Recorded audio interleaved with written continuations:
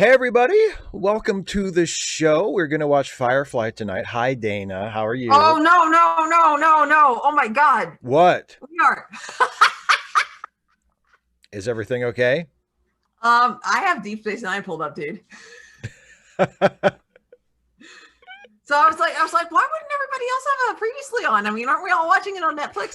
You said Uh you thought this was a Deep Space Nine week? it's the last week of school and I have so much grading. Like It's grade, grade, it's grade, grade, grade, fine. grade, It's grade, grade, fine. grade, It's grade, fine. grade, grade, grade, grade, grade, grade, grade, grade, grade, grade.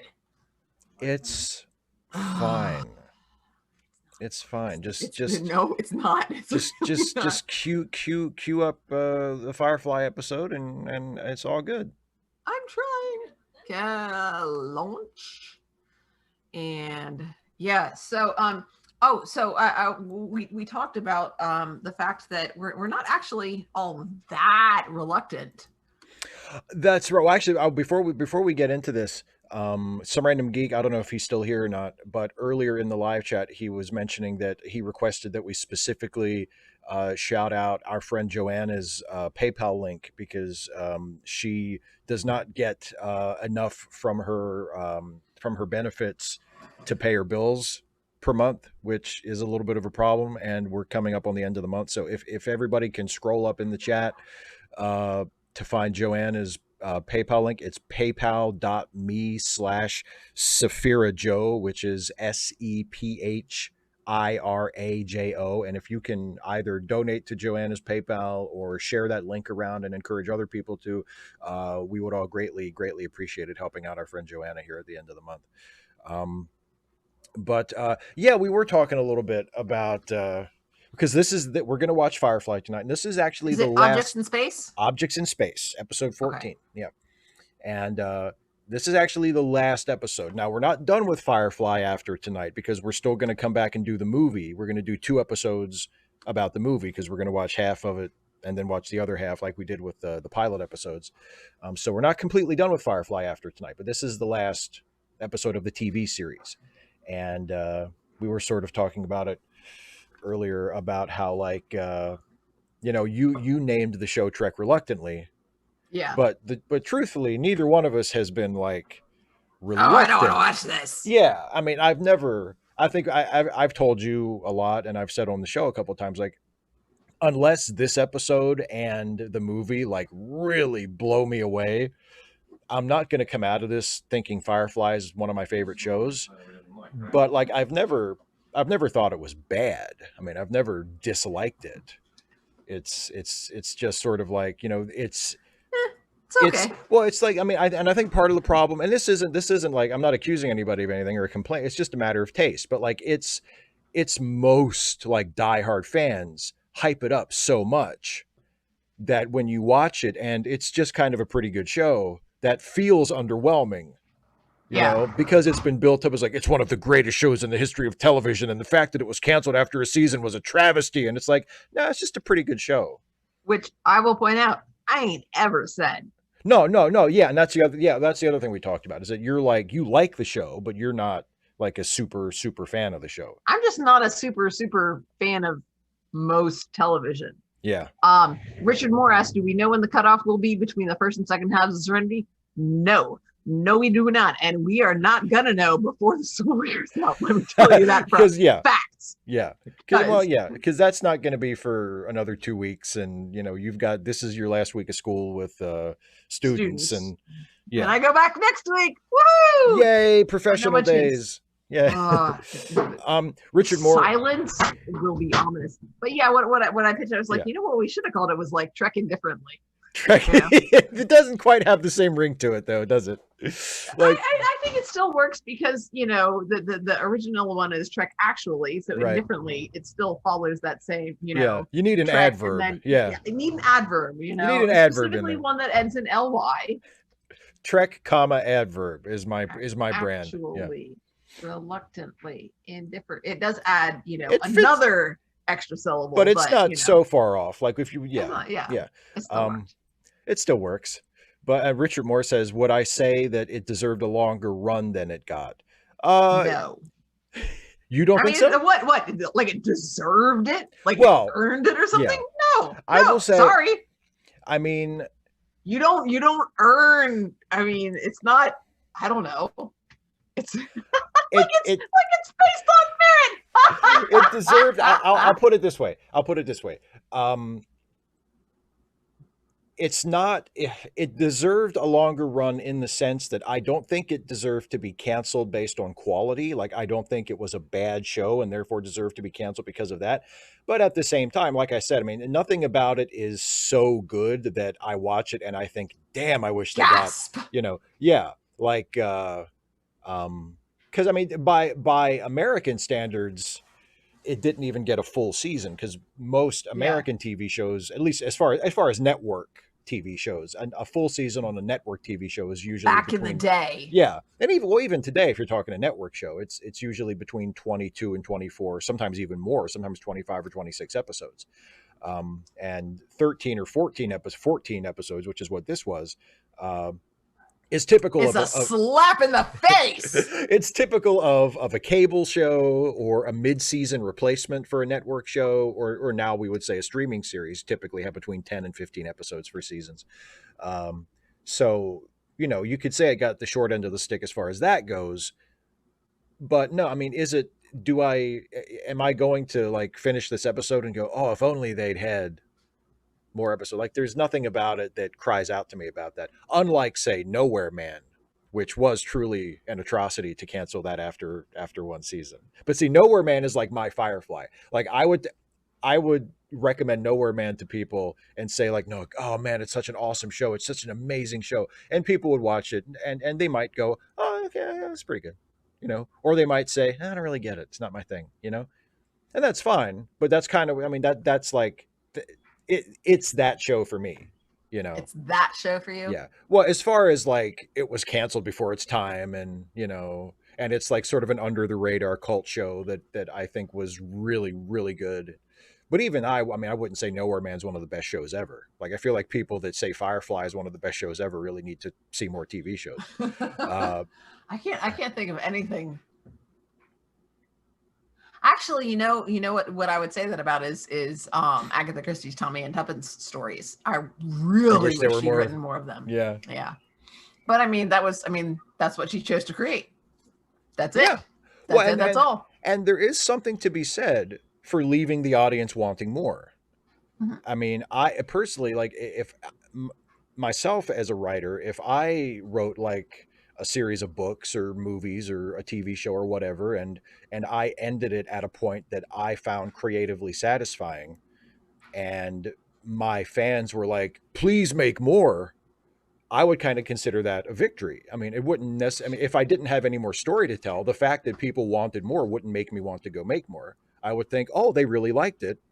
I left them wanting more. I have done my job. Would you encourage them to write fanfic? Sure. I mean, it wouldn't make any difference to me because I probably wouldn't read any of it. But I mean, I would never. I don't read fanfic now.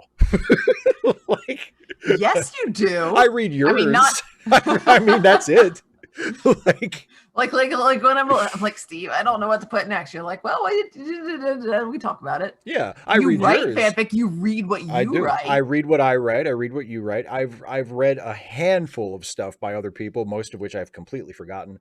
But I mean, I certainly wouldn't discourage it, and I would even. It would probably be out of my hands. But I mean, if I had some control over it, I wouldn't even mind if people did like fan works. If they did like their own like fan films, or I think all that stuff is great. I'm not, I wouldn't mind if I created like some kind of hit thing and people wanted to, make their own version of it, like they do fan films for Star Wars and Star Trek and stuff. I think that would be great. I wouldn't pull copyright on that or whatever. I think it'd be terrific. Philip says Agatha Christie ended up really hating Poirot, though. I don't think she really hated him. I think she just got tired of him, which is kind of ironic and hilarious because, he's obviously Poirot and Hastings are just so clearly intended as a send-up of Sherlock Holmes and Watson. Yeah. And Conan Doyle got tired of writing Holmes too. Yeah. And I'm just like, see, it's a thing. It happens. It's a thing. Lucy Montgomery got tired of writing Anne. I mean, you write something. I am confident that Jim Butcher is sick of Dresden. Dude is gonna die. Dude is gonna die in the last book, maybe even the next to last book, and then the last book won't be about him. Or of course, he's already died at least once. You know, they had, I think they had like a whole book where he was a ghost, and then he, you know, blah blah blah, bring people back to life. It's fiction, blah. I think, you know, the last book should be he's actually dead, and it's about everybody else. Like everybody else, it's about how the rest of the world has to deal with, you know, the stuff that he usually deals with, and it's about everybody else. I think it just gets to the point with, you know, it goes from a blessing to a curse when the audience starts to expect that you're going to write more. You know, I think the thing with Conan Doyle, especially with Holmes, was like, you know, and again, it's not like he only wrote a handful of stories. Like, but when Conan Doyle tried to retire Holmes the first time, he had written. I think at that point he had written 2 of the novels, and he had published 2 full volumes of the short stories, the memoirs and the adventures, which are sort of, you know, still considered like the best of the Holmes stories, that first initial 2-volume run. And you know, so he had produced a really impressive body of work, and he said, okay, I'm good. I want to write other stuff now, which he did. But people kept asking for the next Holmes story. And eventually he gave in and he wrote more. But I think he always resented it, because he was like, I gave you all of this with this character, and you know, and no you matter still how want much more. you do, it's never enough. Guess what? Welcome to teaching, dude. Yeah, they will always want more, no matter how much you do, no matter how good you are. And yeah, Philip, I agree. I think that's a general consensus of critics and of most Holmes fans, that the stuff, sort of I would say after Hound of the Baskervilles, which was written and published after Holmes died, but was set before that. You know, after that, that's sort of considered the high point, and then things that were published after that are, you know, I mean, a lot of that stuff is still pretty good. A lot of the stuff after, especially in the stories that were collected in the first volume of short stories after he came back, which is usually published as, it's just called The Return of Sherlock Holmes. A lot of those are pretty good. I don't know if they're as good as, I don't know if that collection as a whole is as good as either the adventures or the memoirs, but The Return is still pretty good. But then he, you know, after that, you get like the case book of Sherlock Holmes, which is, again, it's like there's 1 or 2 stories in there that are kind of memorable, and the rest are just sort of, okay, it's Sherlock Holmes. You know, it's fine. This is fine. This is fine. It's not like the meme though. But no, they're not. I've never read a Doyle Holmes story that I thought was actively bad, but there are definitely some that you can skip. Yeah. I will say, yeah, Butcher's, although the Dresden series, I think, has been sort of expanded somewhat, because it's taking him longer to wrap things up than he originally anticipated. But he does, like, he created the series with like, this is my ending point. Like, he's reaching toward, this is the goal. You know, so that narratively, that definitely helps, I think. And yeah, and it's hard, you know. And now, question: Did we watch, or did I demand that you watch the Enola Holmes movie? You demanded that I watched it, and I acquiesced. Yes, I watched it on. Yeah, well, because I think we were talking on the phone a little bit while I was watching it. Yeah. But I didn't demand that you read the Enola Holmes series. No, I have not read the books, but I saw the Netflix books movie. Are good. Yeah, they are definitely good. Do you have a library card? Yes, I do have a library card. Good. You should request those books on. I should read the Enola Holmes stories. You should. I mean, they're short and they're fast reads, but they're really, really enjoyable. The voice is great. And the characters are so much fun. And they're you know, they're short, they're fast. They're not short stories, but I mean, they're I would say upper middle grade novels, you know, for 5th, 6th, 7th age. So I mean, they go pretty quick. They're like, that's another, you know, series that we gotten away from is Bloody Jack. That's right. Yeah, we were. But they're like together, you know, they're maybe the width of my thumb. So I mean, yeah, not super demanding reads. Yeah, you can easily get through on like a weekend. And or, you were talking to day. me when you were reading them, when you were the Enola Holmes books. I mean, you were telling me about them, and they do sound, as a Holmes fan, I mean, they do sound interesting, you know. And even if you're not, I mean, the Holmes stuff is a bonus, and I think the characterization is different enough, like you saw with the movie, that different enough. Plus, I mean, you know, Superman. Yeah, who is not at all. I would never in a million years cast Henry Cavill. He's a good Holmes. I mean, and like if I were casting a Sherlock Holmes movie, I still wouldn't cast him as Sherlock Holmes. But he does a good job, and it is a very interesting take portrayal on the character. And it's not what you'd expect, but at the same time, it doesn't contradict. You know, Holmes's characterization in the books. It's a different side, and I mean, it's softer in terms of his characterization than Holmes is usually depicted, which makes sense because, you know, like it just makes the way they sort of you know, characterize Holmes or characterize Sherlock and Mycroft. So Mycroft is sort of like meant to be the heavy, and Sherlock is more like the nice brother. Yeah. Which actually kind of makes sense because within the canon, I mean, Sherlock is the nice brother compared to Mycroft. They're both huge dicks. Like, I mean, you know, Holmes like on his own is not a nice guy, or is not a superficially nice guy.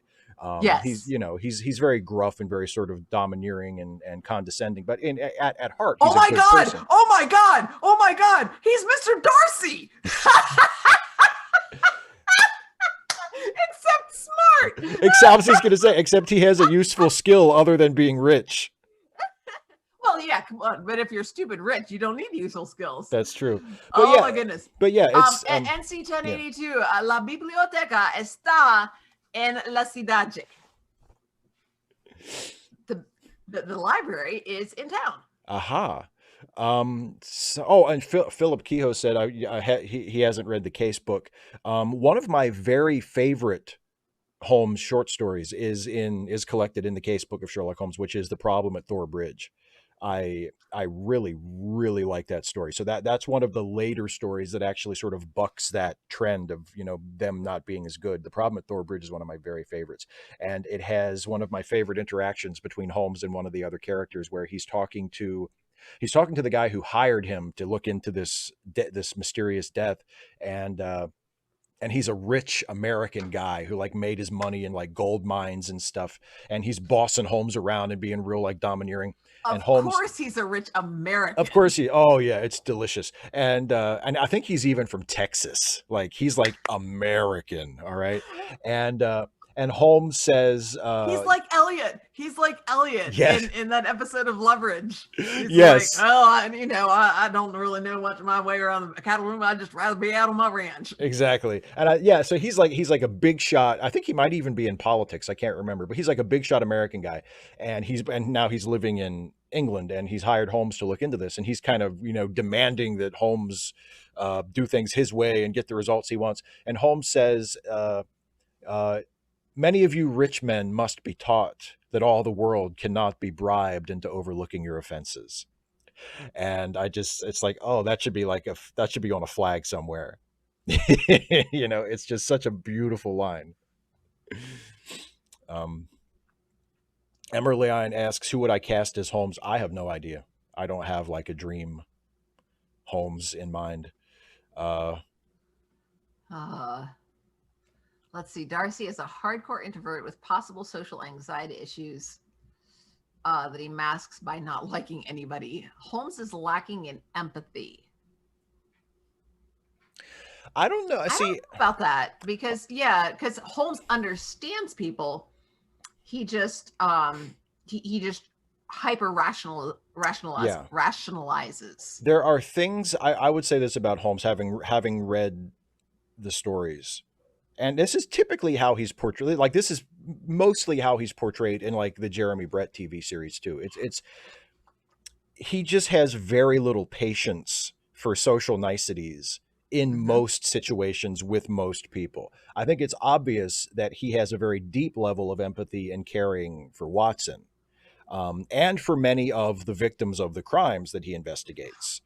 He doesn't like wear his heart on his sleeve, but I mean, it's made clear multiple times. I mean, like there's a great scene near the end of The Blue Carbuncle, which is another one of my favorite of the short stories, that was also adapted into a really good episode of the Jeremy Brett series, where he's like after they've caught the thief, and the thief is sort of unspooling his story and giving us the solution to the crime at the end. And Holmes is sitting there and listens to everything. And the guy's basically just confessed his guilt, and Holmes just tells him to leave. Like, I'm not going to turn you in. I'm not going to call the cops. He says, just get out. And Holmes doesn't like the guy. He's kind of disgusted by him, but he also takes pity on him because he's in such a pathetic sort of state, and he's in a very bad place in his life, that drove him to do this crime, and which he then completely screwed up, So, and Holmes just says, get out. And the guy's like, oh, thank you, Mr. Holmes. Thank you. And Holmes doesn't, he's like, just get out of my sight, And Watson kind of brings him up short and is like, I can't believe you let him go, Holmes. And he yells at Watson for giving him shit about letting the guy go, and he's like kind of justifying himself, saying, I am not retained by the police to supply their deficiencies. And then he kind of softens and he says, maybe I am letting a thief go, but I might also be saving a soul. So, I mean, he does have empathy for people, even for criminals in some cases. It's just that he doesn't lead with that. And and it takes a certain type of situation to bring it out of him, So.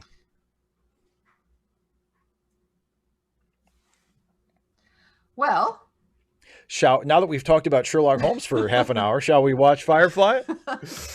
Sure, why not? Nothing whets the appetite for a space western like talking about a Victorian/Edwardian detective. Oh, there's some detecting going on in this one. Oh, there is. Mm-hmm. Cool. Mm-hmm. All right. So, and everybody who is joining us, who is watching the episode like I am on Hulu or on a version of it that does not have the previously on at the beginning, go ahead and skip to 0:45. That's where we're going to start. Yeah, the reluctantly is we get started. We actually watch the show about half an hour in. Yeah, exactly. Well, sometimes me and Jason do the same thing when we're recording a late seating episode about a movie that neither of us particularly liked. He'll be like, okay, we're doing that thing. We need to start talking about the movie now. We're avoiding. Okay, so everybody, if you're watching on Hulu or some other version with the previously on, skip ahead to 0:45. Dana, you don't have to do that because you're watching a stolen version. I'm kidding. Every single time you lie. You're a terrible liar. I'm a bad man. Terrible liar. I'm a bad man. You're a terrible liar. I'm a terrible liar, and I'm a bad man. And not in the bad Leroy Brown way. Just, just a bad liar. Just in a bad way. Yeah. Yeah. I'm a bad liar. No? I don't know that one. Oh, no. Imagine Dragons. Oh, it's such a good song. Maybe you were just a little pitchy. That's quite possible. It's quite possible. Say it again. Say pitchy. One word. You don't know that one yet, though. I don't. You haven't seen that episode of Leverage. I haven't. Oh, you missed out. Maybe over the summer we'll catch up. Oh gosh. There's. Oh boy. Okay. Yeah, The Fugitive. Oh yeah. Speaking. What? The Fugitive. Oh, The Fugitive, maybe. Yeah, I know you were saying that you watched the. Yeah, I'll give some thoughts on that after the episode because I watched the Quibi / now Roku version of The Fugitive yesterday, and I have some thoughts on that too. But apparently, it's not as good. Oh well, I mean, yeah, that's setting a high bar. The Harrison Ford, Tommy Lee Jones version of The Fugitive is one of my favorite movies, so that's a pretty high bar. And the original TV series is also pretty damn good. I mean, it's it's tough act to follow. It's better than Firefly. Gas. But okay, so now your pizza has arrived. Pizza. So now do you have yours? I have mine right here. You have yours. All right. We are good to go. Got pizza. Got television. And no actual ad breaks, just us talking. Yeah, exactly. We won't ask you to buy anything. No. At least I ain't gonna be. I'm not gonna. I mean, I could suggest becoming a member of this channel, but I'm not gonna. I would suggest leaving comments on mine. How would you leave? Dana wants comments. I want money. I want you to join the channel or become a patron. Anyway, shall we? I'm an anti-capitalist. So you just want interaction. You just want engagement. I do. I just want validation. Okay. All right. You ready? I'm ready. Okay, everybody. Yeah. Okay, here we go. I'm going to count us in from 3 as usual, and we will start watching the final episode of Firefly. Here we go. In 3, 2, 1, play. We get a beauty shot! Yay! What is this, Deep Space Nine? Which I said when we started the sound check. Yeah, because you were watching the wrong show. And of course that started with a beauty shot.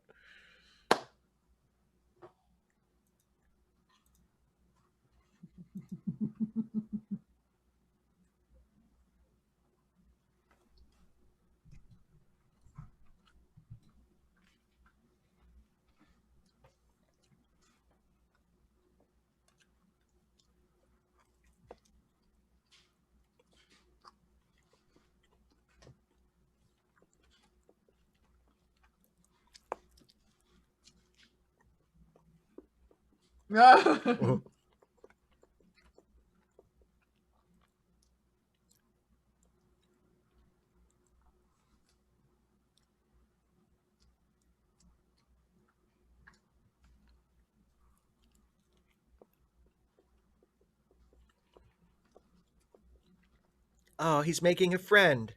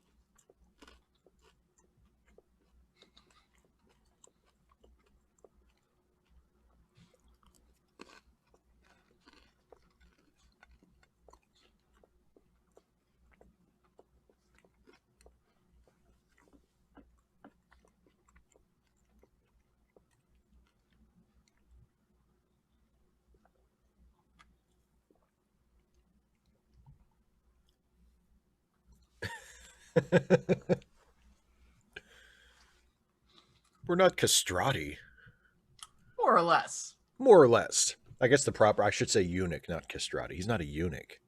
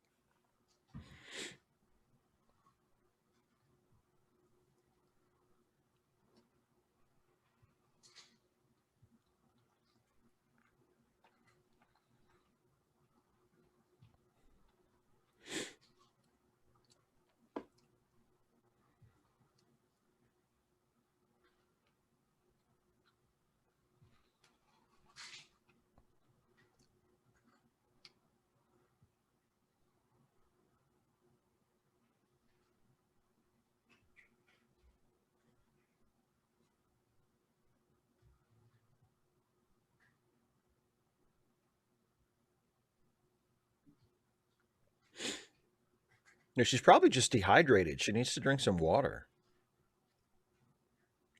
That's what's usually wrong with me.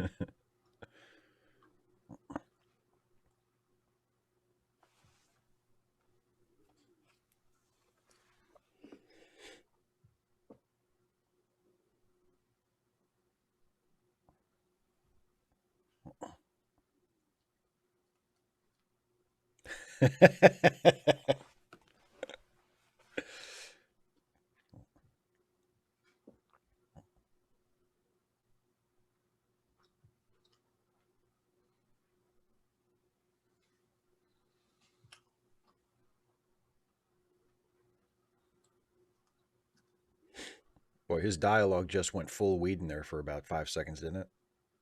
You think? Corner a no and where?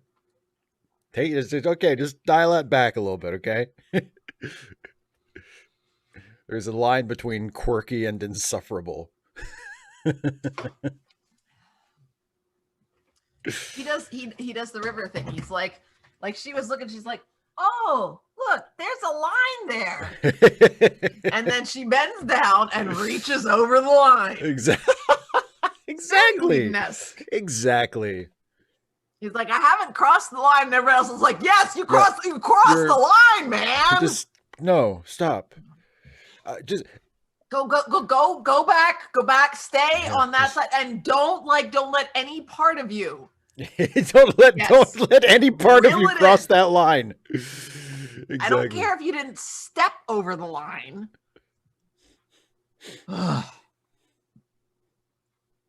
This week on Firefly.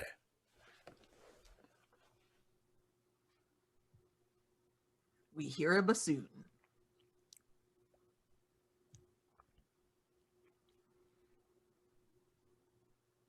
Oh, congratulations, Autopilot.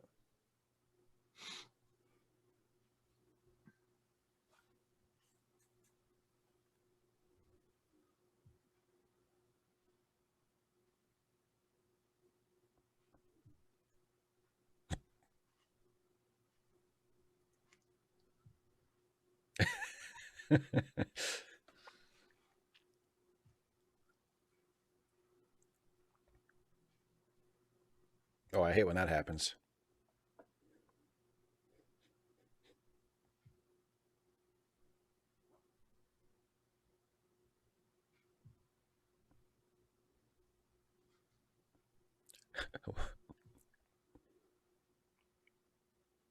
Why would we have hull breaching bullets on a starship, by the way?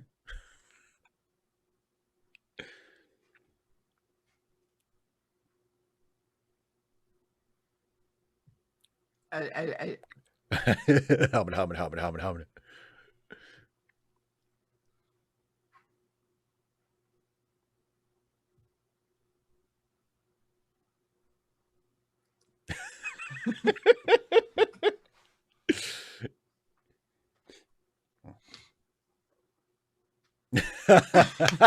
Anyone we can spare.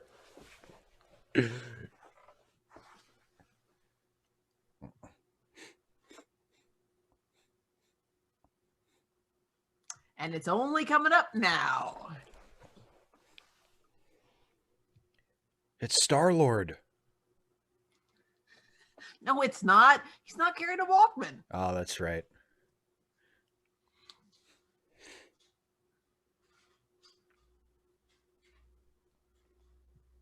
Just going for a walk.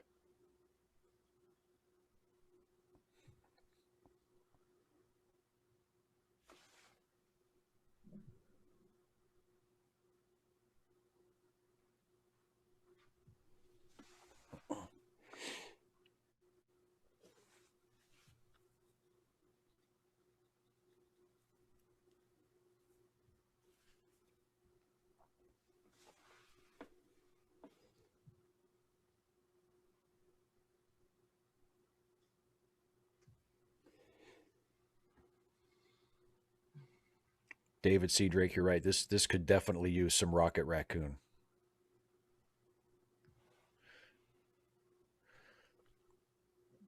Now that we've all gathered around and some folks are sitting.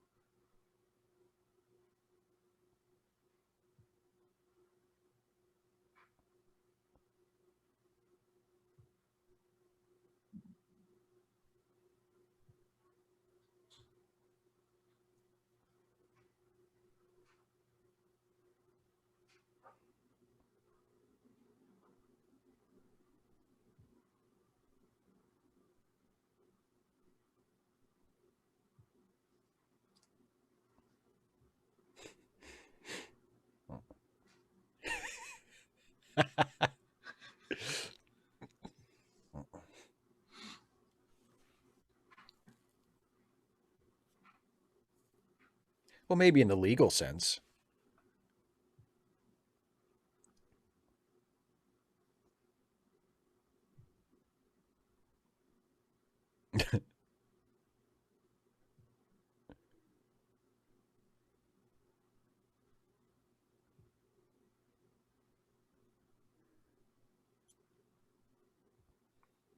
Anyway, sorry for not mentioning this to anybody until now.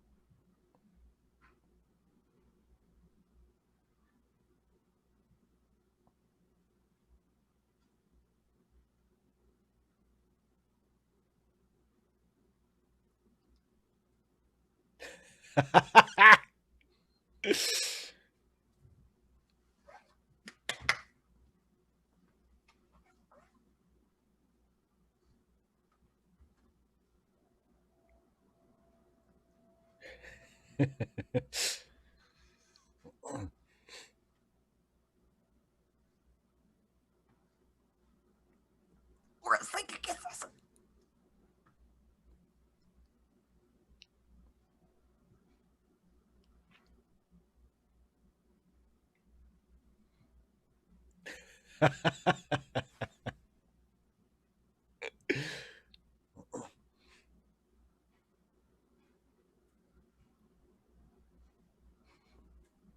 You may be right.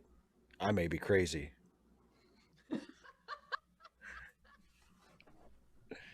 But it just Okay, may Billy. be a lunatic we're looking for.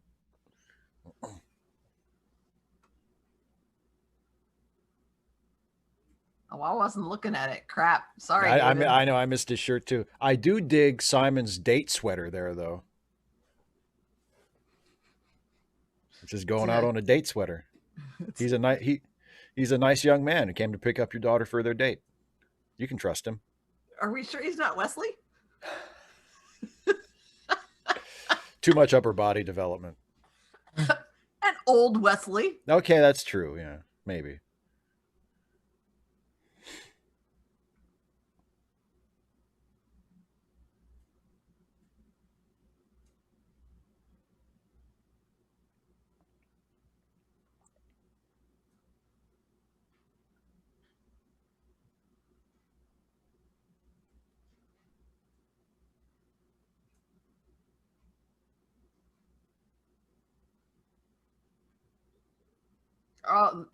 The worst chemistry? I think you're forgetting about Mal and Inara. Because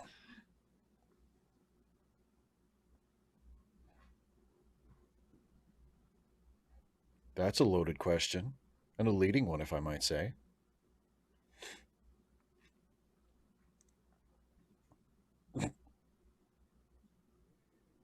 Just gonna go read my Bible celibately in my quarters.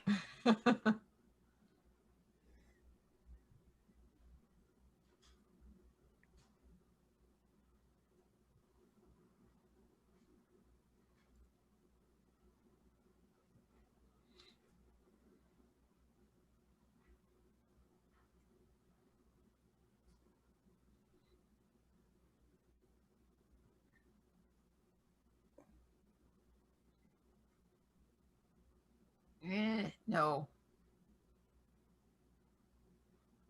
I guess. Darren, Jane, and Vera have Yes. better chemistry.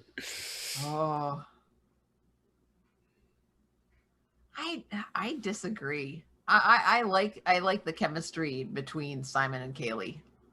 Yeah, I don't think they're bad together. Yeah, I think I think they're awkward and cute, which is exactly what they're going for. I think it totally works.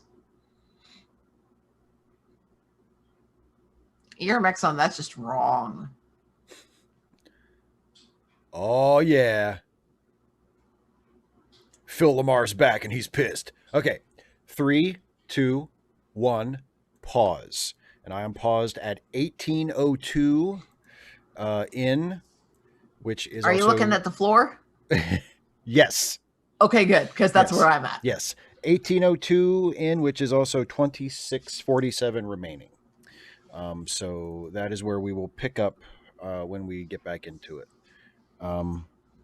But yeah, the dialogue, my crack about it being a little too Whedon-y at one point aside, the dialogue in this episode is really strong so far. I really like the banter between the cast. Yeah, it's really good, and I like that. I mean, I guess this is the last episode, so I appreciate that it looks like they're moving in the direction of paying off some of the river stuff that they have been setting up. I mean, they haven't necessarily. I don't think they've paid anything off with her yet, but they have come back to it a few times and sort of moved it forward, so we don't forget. Like there's something funny about her. Don't forget. There's something. You know what I mean? There's something about her you should care about. She's weird. She walks around barefoot. Yeah. I mean, it's totally nuts that Kaylee didn't mention any of that to them before now, though, right? I mean. Shooting 3 people. She ought to have. Yes, totally should have. And yes, she ought to have. But I mean, first of all, Mal does mention that you should have told us before. Second, Kaylee is awkward. She's adorable, but she is socially awkward just in a general sense. And as Mal points out, she likes River and doesn't want to cause trouble. Yeah. Darren Hill asks, did River actually walk past everyone, or was that just her thoughts wandering through the ship? Or is it neither of those? Is that just the episode providing us with an illustration of her reading people's minds? Or I think that's that's what he means by the second one. Her thoughts wandering through the ship. Yeah, that she's reading what's going on. Yeah. I mean, nobody notices her, right?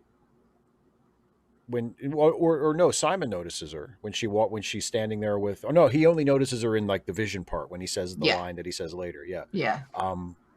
Yeah. So maybe she wasn't like actually there. It actually, that question reminds me of, there's the ending of 2001: A Space Odyssey, where David Bowman goes through the Stargate, and then he winds up in that hotel room, and then like it moved, the scene progresses by him seeing versions of himself, like outside of himself, and each version that he sees is older than the version that's looking. So, and I always sort of interpreted that as that's not something that's literally happening to him. That's just like that's a filmic technique of progressing the time forward instead of just doing like a time jump. It's a more artsy fartsy way of Kubrick to say, now some more time has passed, and by having like the past version seeing the future version. And I think, maybe River, like, is it really her, or is it her thoughts walking past people? Like, maybe this is a version of that. Well, also It's an keep in mind, artistic device. I think that what it shows is that she's not just a surface reader, she's a deeper reader. Right. Because, I mean, Simon later on says to Kaylee, I would be there right now. Like when he thinks about it more, that's something,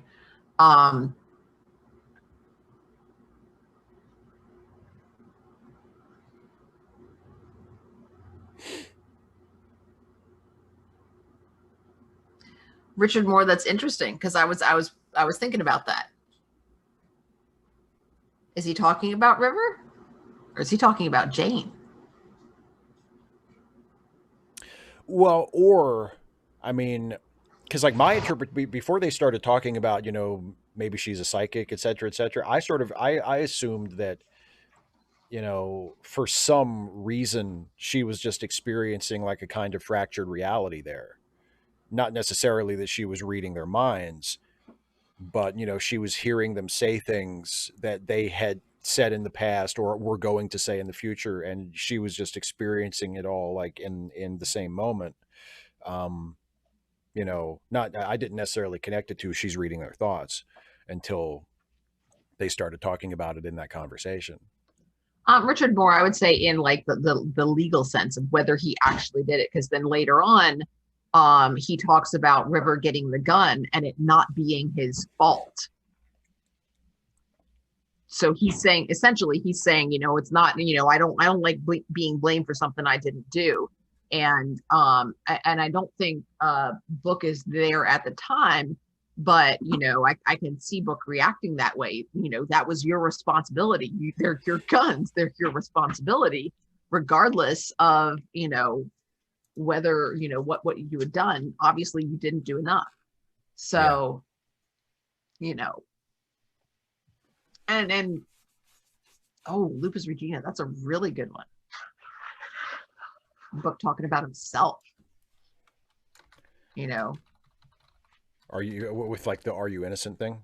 I don't care if you're innocent or not. I mean, or really, thinking back to his past. I don't think it really fits in very well with his future. Richard Moore, I think it's absolutely possible. Yeah.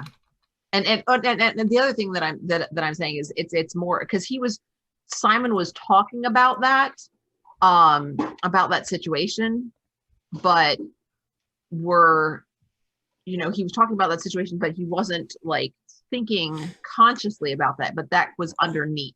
You know what I mean? That she is able to sense people's thoughts beyond just what's on the surface is kind of where I was going with that. Yeah. Yeah, like not just reading what they're thinking right now. Yeah. Yeah. So, and I think it's one of the things that makes it interesting to talk about, because I mean, especially with this being like the last episode produced, they had a lot of possibilities for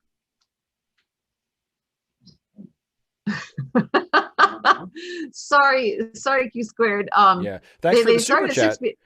They start at 6 p.m. our time.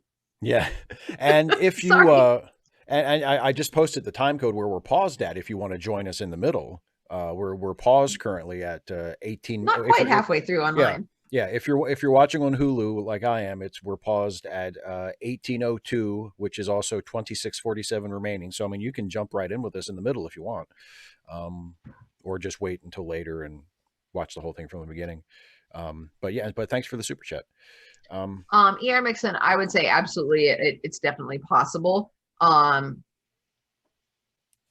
But yeah, I would think I would say absolutely. She's a mind killer.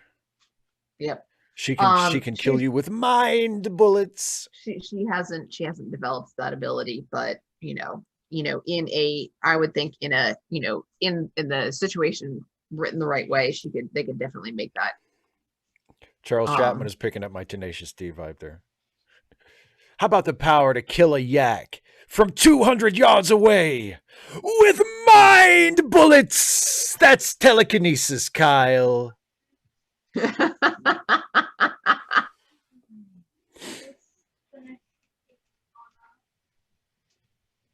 So, well, I ain't got nothing else. Shall we jump back in? We ought to. Hopefully Q Squared will be able to join us. Yes. For Q Squared and for everybody else, once again, we stopped at 18:02 on Hulu. Anybody who's on, watching it on DVD with me, I'm at 1716 in out of 4404. Okay, 1716? Yep. Okay, so anybody watching who's on Dana's time who doesn't have the previously on at the beginning, you're paused at 1716. For anybody watching on Hulu like me, or in any version that has the previously on at the beginning, we're at 18:02. And here we go. I'm going to count us in from 3 and we'll keep watching. Ready?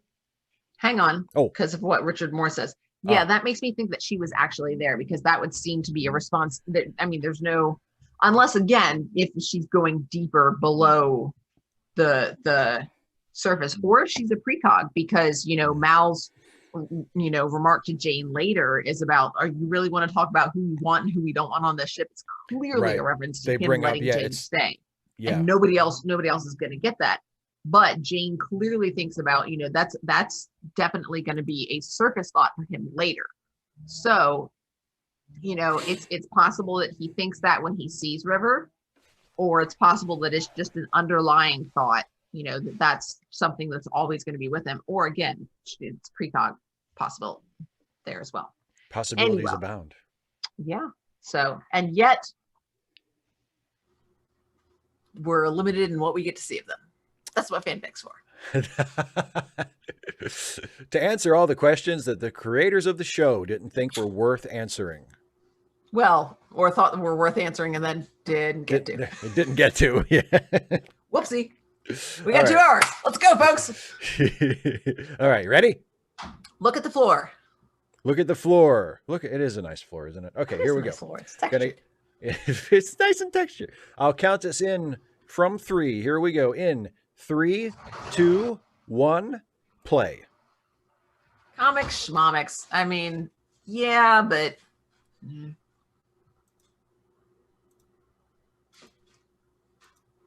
debating. It could be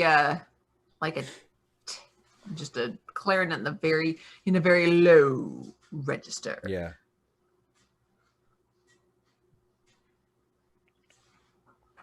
Or just like a tenor. I love that. Oh, hey, how you doing? Kick him in the butt. Kick him in the butt. Wow. That's a cool punch cell. You do the spin around and come right back with the kick.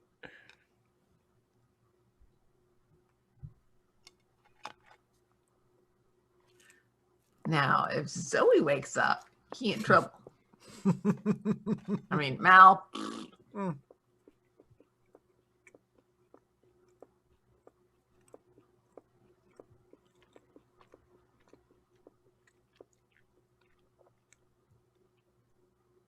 Well, that's convenient.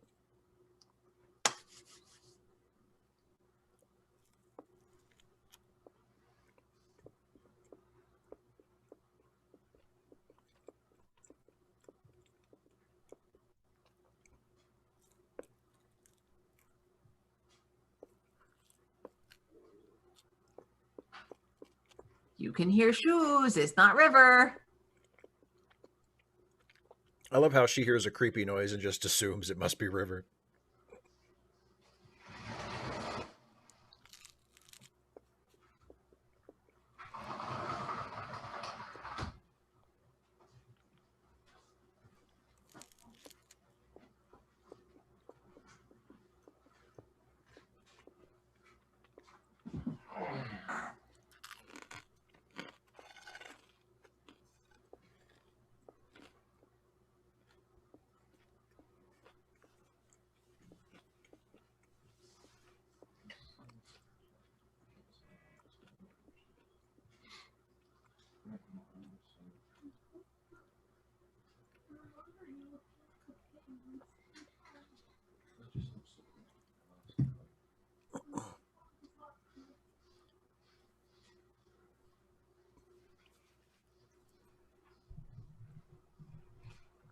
That's not a very good conversation starter.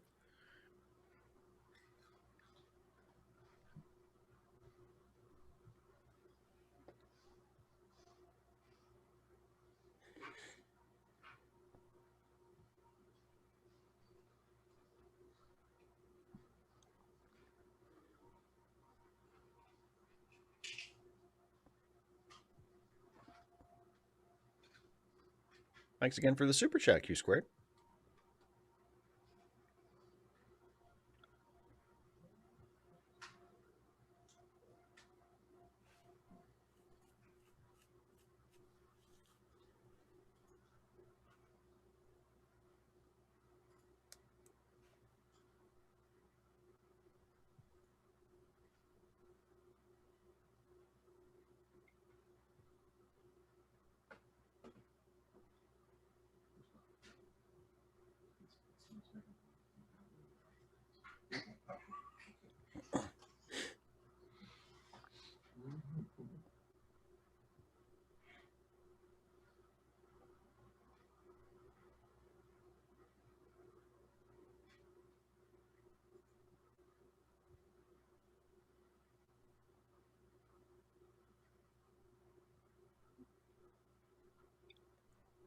David C. Drake, you're right. The guy is a little intense, and I like it.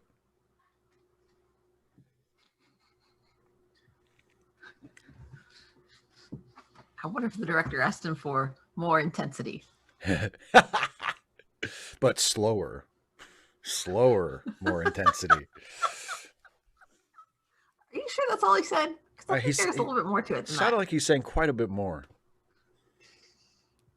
You can't understand what he's saying because he's talking like Joss Whedon.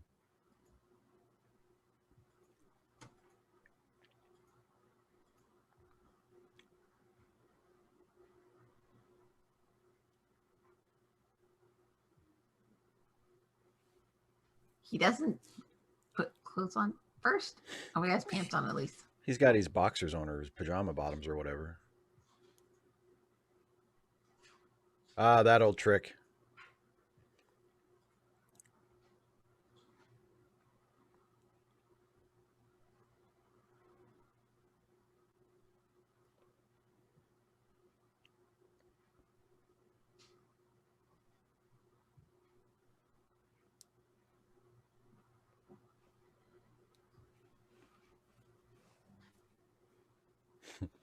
Fair enough.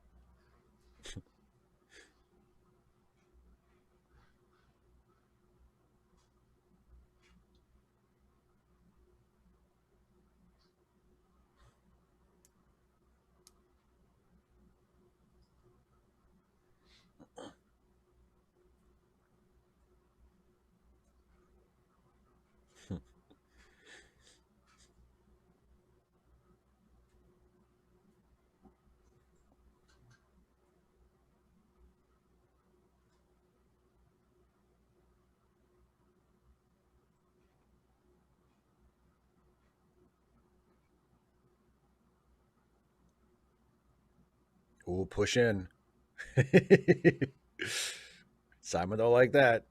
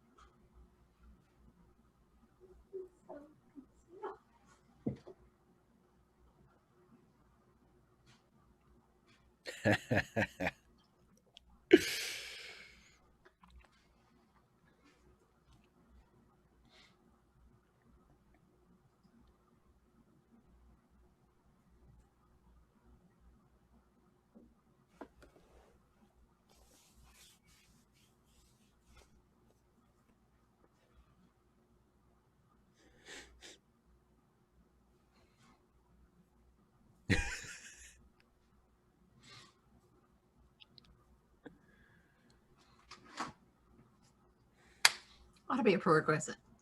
Yeah.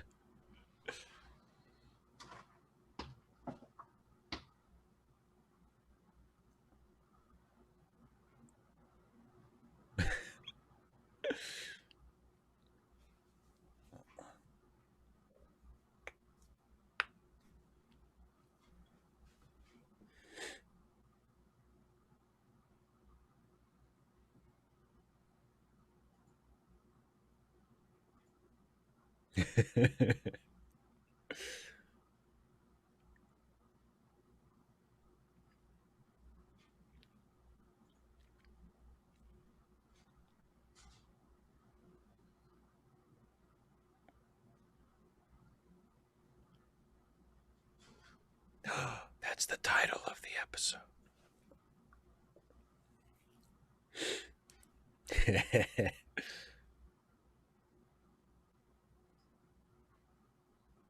I saw a wiggle.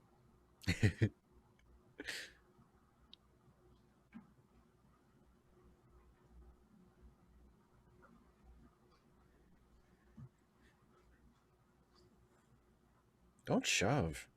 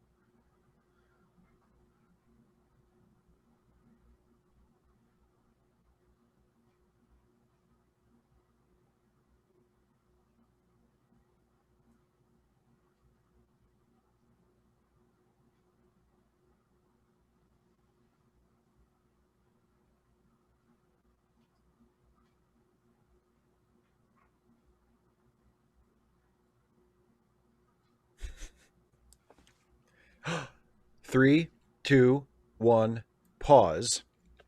I am paused at 31:38. Are you in the black? I'm in the black. 31:38, which is also 13:11 remaining. So I think I have a favorite character on the show now. Jubal Early? Jubal Early, yes.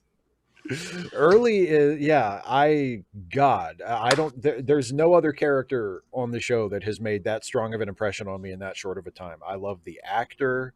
I love the way he's written. I love what a piece of shit he is. I love how strange his dialogue. Charles, you're absolutely right. Nobody out mind Games River. If anybody else has seen, and hopefully you have, No Country for Old Men, which is one of my favorite movies from the last 10 or 15 years.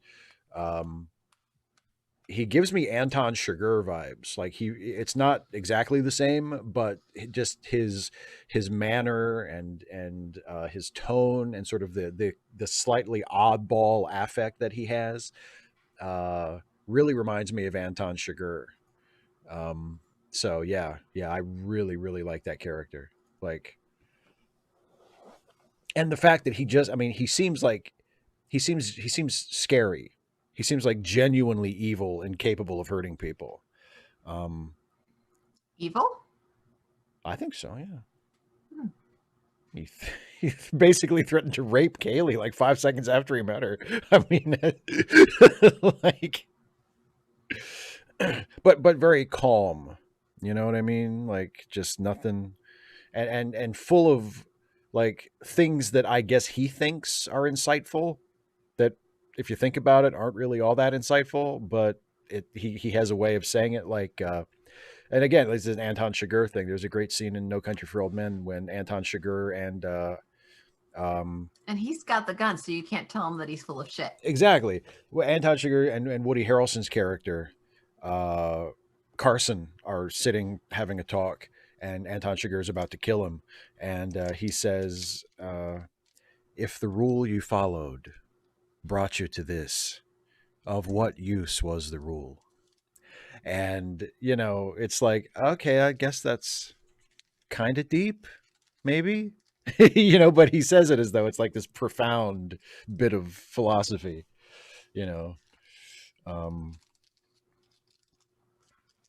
or when at the end when he says, I got here, when he flips the coin to decide like whether he kills someone or not, and the person he's going to kill says, you don't have to do this, it's not up to the coin, it's up to you. And he says, I got here the same way the coin did. And again, it's just like, I guess it makes sense to him because he's a spooky guy, and I get it. There's a lot of that same quality, I think, with Early. I really, really, like this character.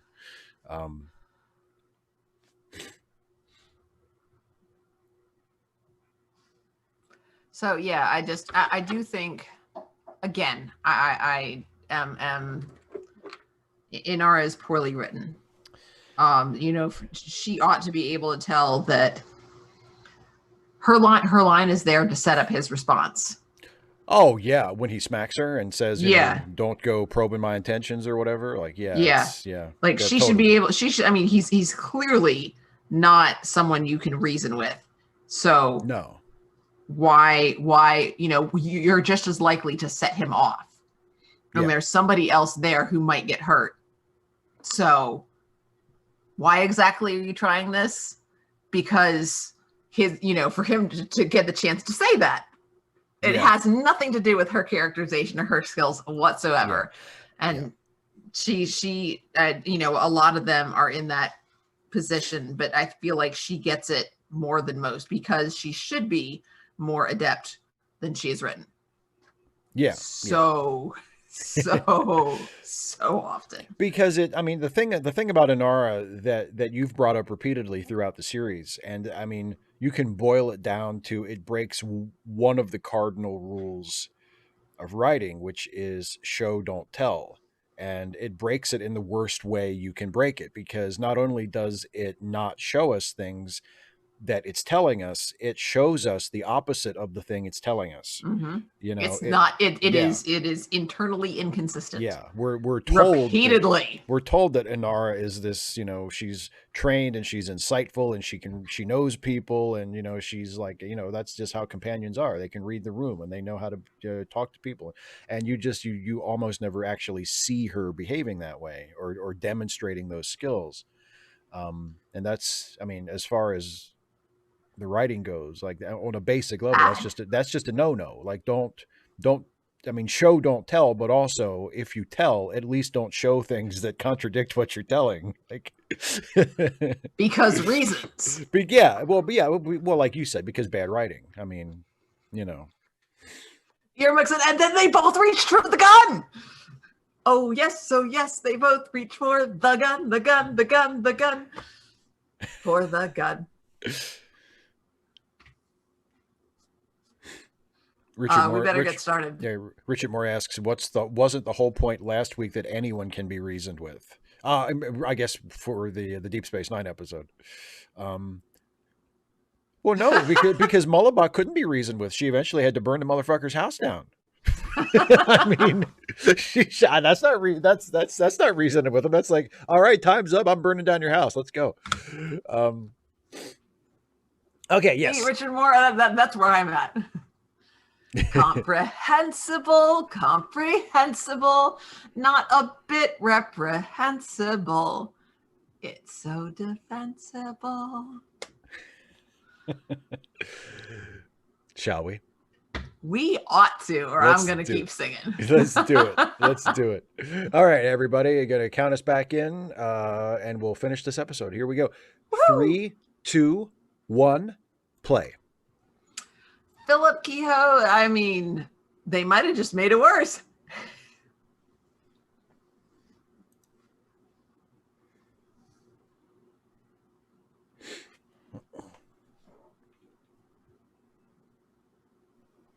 No doy.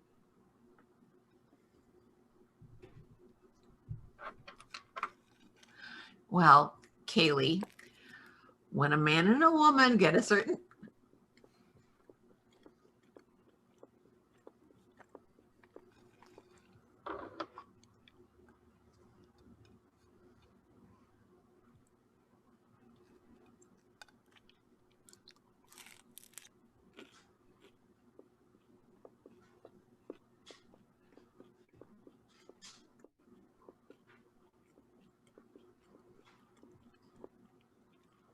Of course, I'm disembodied, so I'm right everywhere.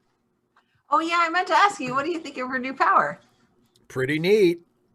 If it's true, if she's not just fucking with him, which I kind of think she is, but we'll see.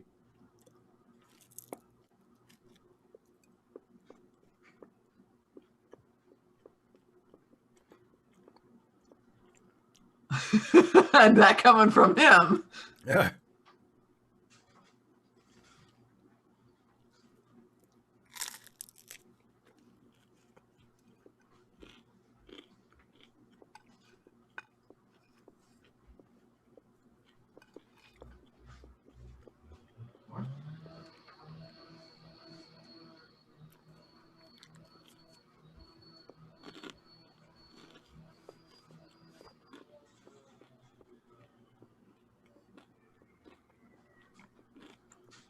Profitable.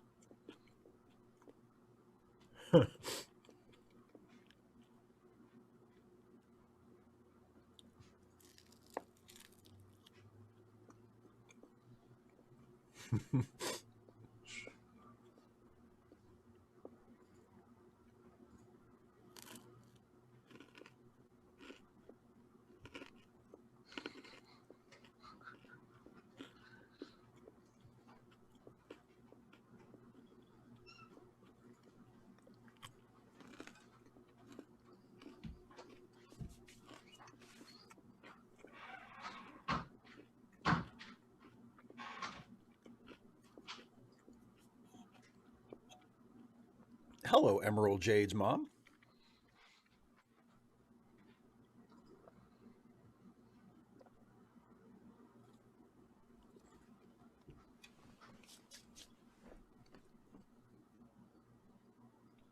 Little person, Simon, please. Well, Simon's always been awkward.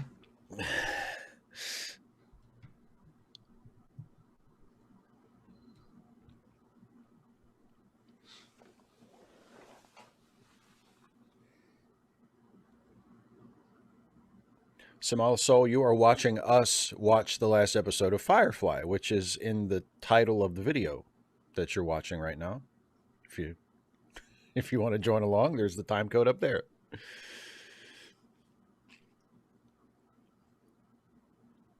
Too late.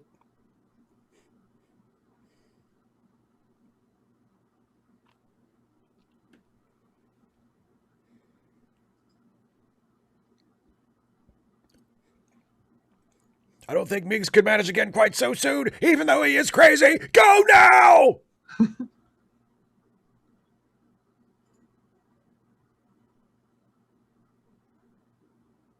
It's all good, Samal Soul. No problem.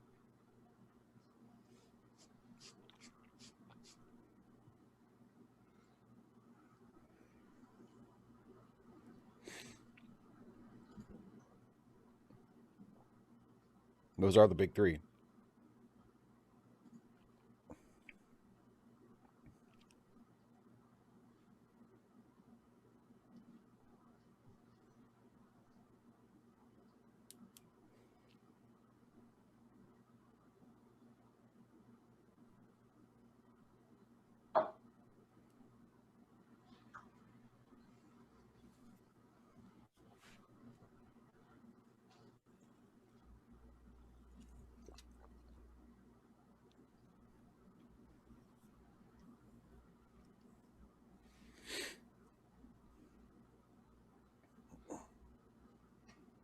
Uh-huh.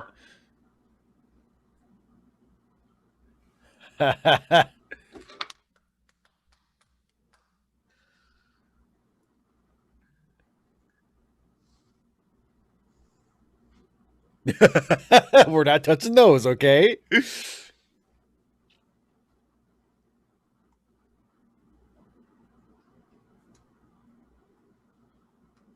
Who's signing you on anyway? Shut up!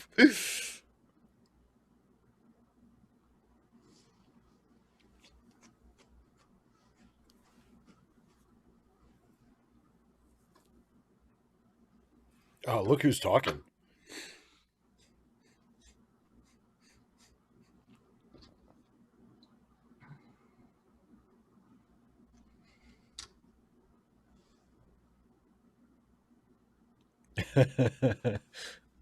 Emerald Jade's mom, I have not seen Ready Player One.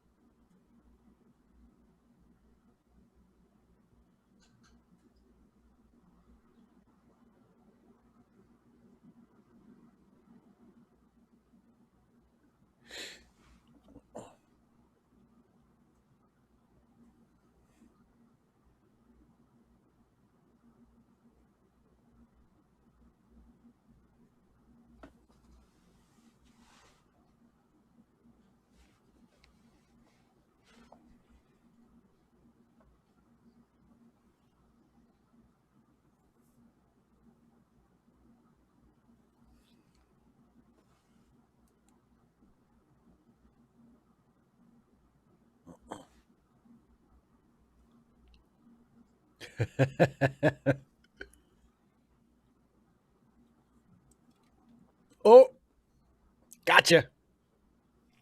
Let it play. No pausey. Oh, my good leg.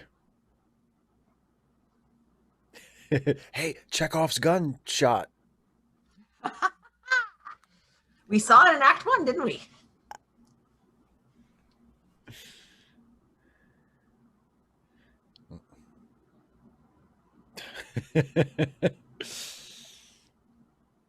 Uh-oh.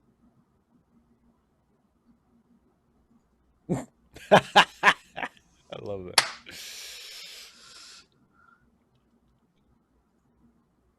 The look he gives him when he knocks him down. Like, what the hell is wrong with you, man? You're mixing. They're just fighting.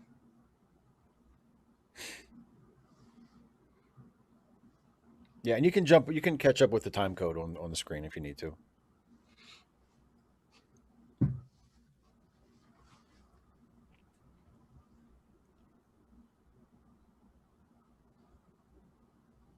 Space fight. Nope, not really. Well, space push.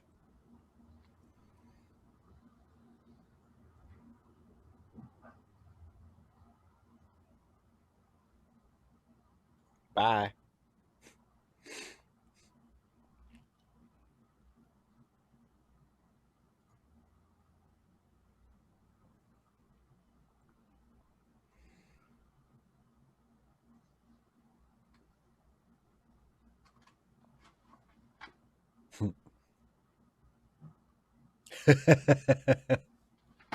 David C. Drake, I love that.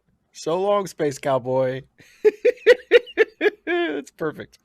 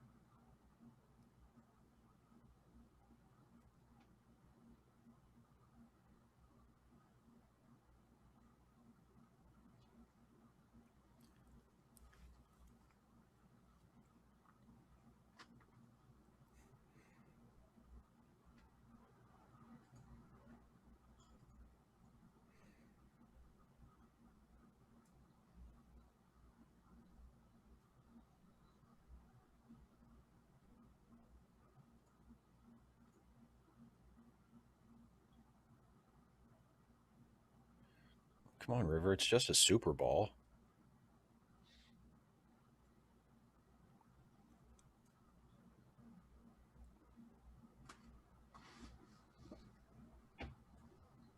Richard Moore, good point.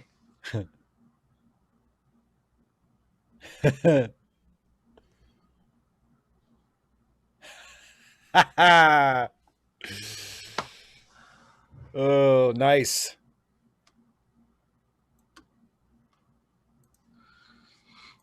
Good ending.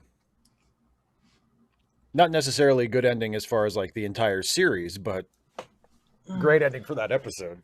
Yep. I will say I will amend my characterization or my comparison of early to Anton Chigurh. Anton Chigurh never would have gotten that emotional. Early allowed River to get to him in a way that Anton Chigurh just wouldn't. Anton Chigurh is stone cold. Like if you tried to get inside his head, he would just, if it did bother him, he would never let it show, and eventually he'd find you and he'd just kill you. But and a couple people are pointing out that last tracking shot inside the ship. That is a really nice shot. I love like fluid camera movements like that. And yeah, the fact you like your long shots. I do love my long shots. Well, and the fact that, I mean, even though, I think they knew that this was the last episode, or they knew that the show had been canceled. But it doesn't feel like it was written as a last episode, but a shot like that kind of like, sort of pulls in all of the characters and their different points in the ship, feels like a little bit of closure. Yeah. So I would say no. A character who does not get emotional is more like Niska, Adeline Niska. Yeah. It's hard to imagine him getting like ruffled, genuinely rattled by something and letting it show. Yeah. But yeah, I thought it was a really good episode, mostly due to I just was really impressed by Early. I thought he was a great character. And well performed. Very well performed. Yeah, I mean, yeah. And an example. Oh, I can't wait until you meet the operative. Oh boy, is that from the movie? Oh, cool. Okay. But yeah, it's and he. I mean, Early was a character who did. I mean, he was on the right side of that line between quirky and insufferable, because some of his dialogue was kind of Whedonish, but it never went so full far. On Whedon. Yeah, it never got to the point. It never got to, because we've both watched a lot of Joss Whedon stuff, and even back in the day when like Buffy and Angel were on, there were some lines in either of those shows where you would go. I mean, and I was a huge fan of both shows, but there would be lines where you'd be like you would roll your eyes and go like, oh, come on, like nobody talks that way. Like just dial it back, please. You're getting in your own way. Like, I understand you have a style, but Jesus, man, come on, so failed. Oh my goodness. Yeah. Thanks again for the super chat. Now and then of course, the operative has, I don't know, maybe I'm going too far here, but the operative has some very nice boots. So I don't know. So yeah, I mean, this was a very strong episode, and a really good villain of the week. Like I said, probably my of the guest characters, he's easily my favorite. Like easily. It's not even close. It's not even a contest. I really like. Oh, I can't even think of her name now. Mrs. Reynolds. Saffron, she's good. I like her, but I mean, Early is he's singular. You know what I mean? It's like he's a very singular character, and I really, really liked him. Great villain. So I like Saffron and Niska better. I mean, they're both really good. I mean, yeah, they're both terrific characters, but there's something about Early is like. He's a little bit like, I mentioned he's like Anton Chigurh. He's maybe also a little teensy weensy bit like Heath Ledger's Joker, in the sense that, like, I mean, not in terms of his personality at all, but just in the terms of the kind of character he is, like where it seems like he's there to get what he wants. That's literally all he cares about. He doesn't want to, he won't kill you if he doesn't have to. If he does, he will. It won't bother him at all. He doesn't care about you. He's there to get the thing he came for. That's it. And, there's just something very chilling about that kind of character when it's done. That single-mindedness. Well. Yeah. When it's done well. And I think in this case, it was done really well. Yeah. Yeah. Emerlion, no, I don't think this was my favorite episode. Early's my favorite guest character, but guest character. Oh, he might be my favorite character. I mean, I say guest. I mean, I might like him better than any of the regulars too. I mean, like, because he I mean I feel like he stands out in a way that even though I like the main cast, like Yeah, I but really like them, but yeah, yeah. Corey says Saffron and Niska both have the benefit of getting 2 appearances as well. that's I true. don't know if Jubal Early would work because he is so single-minded in his Yeah, focus. yeah. Well, Like, it's kind of like how you and I talk a lot.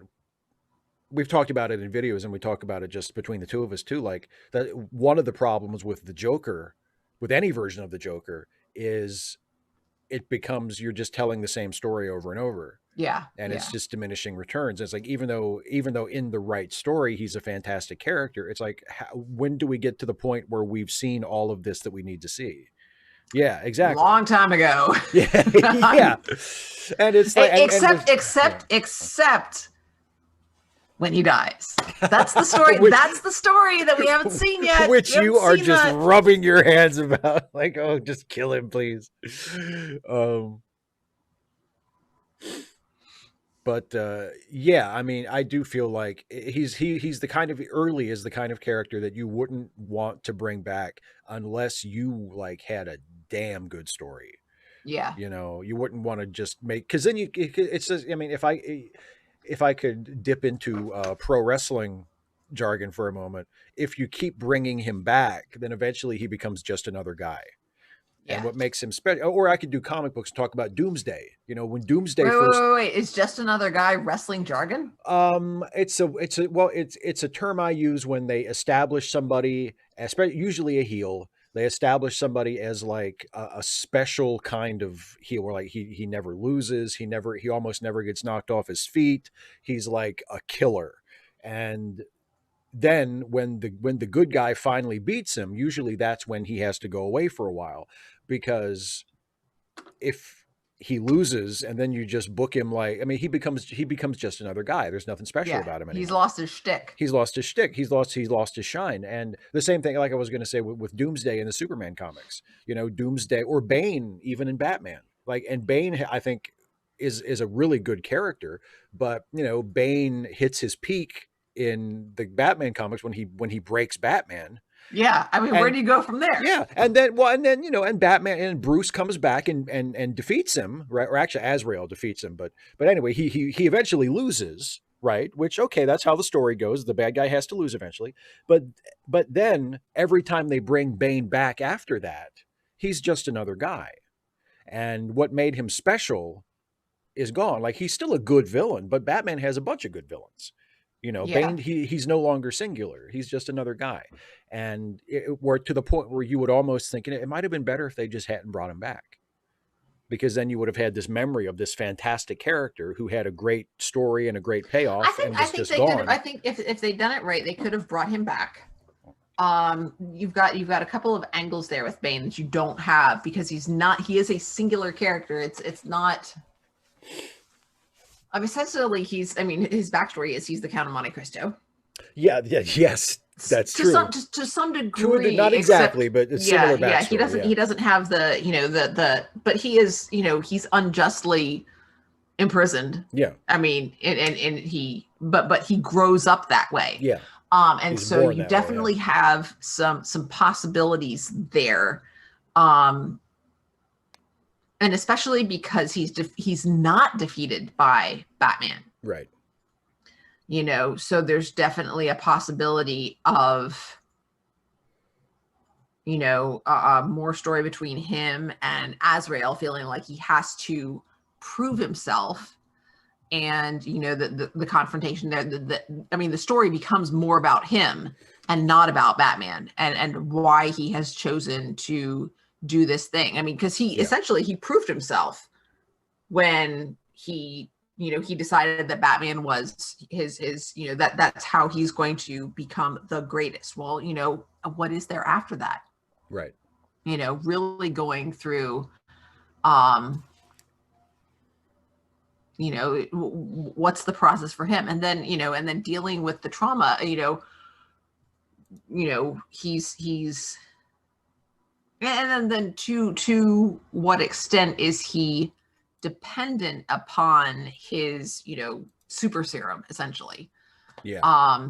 And what does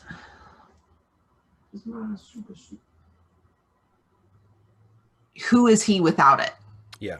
You know, there definitely you've got some great potential with him that I think that you don't have with the Joker. There are definitely a lot of areas and that have been explored with him. Another good example, but it's sort of like it's you know any time in any kind of action adventure based storytelling, whether it's superheroes or sci-fi or whatever, when you introduce a really, really great villain, and part of the appeal is uh, is how difficult they are to defeat, how formidable they are. It's going to be, which I really don't care about at all. Well, but sometimes that is key to the appeal of a villain. I mean, I agree. A villain doesn't. I mean, the story is what's important. But there are some villains where, the other example I was going to use is from Star Trek, the Borg. Like one of the thing I will maintain this, forever. The thing that made the Borg such a great villain initially was that they were presented as unbeatable. Like the best you can do is get away from them. Like you can't defeat them. The best you can do is get away from them.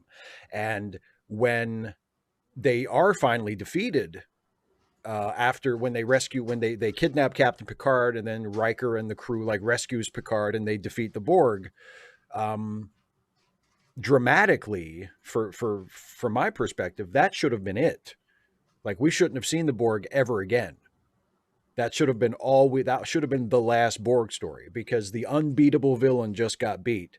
And from that point on, it's just going to be diminishing returns. And for the most part, it was. I mean, they did have the Borg. The Borg were the villains in First Contact, the movie, which was the best of the TNG movies and is a really good movie.